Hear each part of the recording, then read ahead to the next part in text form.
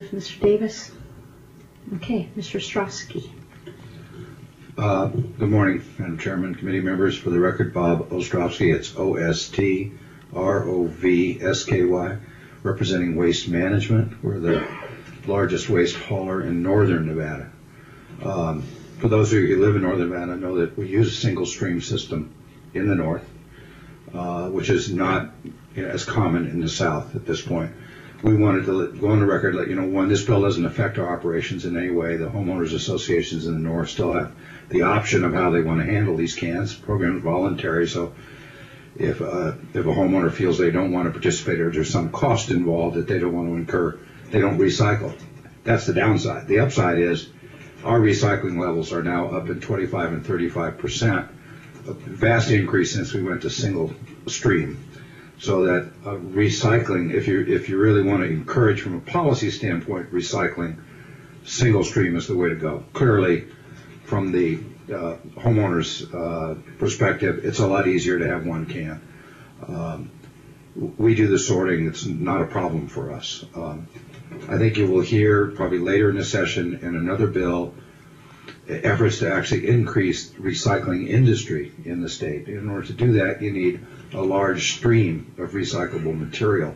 So anything we can do to encourage that added stream becomes a growth industry for us. We don't produce enough waste yet to make it economically viable to open a lot of recycling plants. So we have to ship a lot of our recycled materials outside the state once they've been collected for the actual processing. So we sort it, but then it disappears. It doesn't get used. So I would encourage you to take any steps you can reasonably to encourage people to recycle.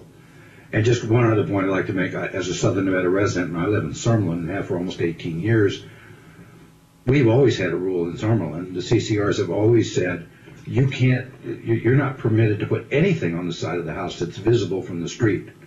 So almost every home in Summerlin has got a screened gate, which was put in either by the builder originally or by the homeowner eventually, because you can't store a hose on the side of the house supposedly without it being screened from the street. So for a large segment, I believe CCNRs already require screened gates, and I think as you drive through the city, you will see screen gates are the most common kind of gate, as opposed to a gate that you can see through, or even if you have a small animal that could crawl through the gate.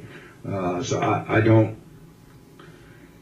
believe it would be a real added cost, because if a homeowner doesn't want to bear the expense, it doesn't have the screen gate now, they don't join the program. They don't recycle. So we have had no problems in the north. We don't have as many homeowners associations, and we have a little more space in the north.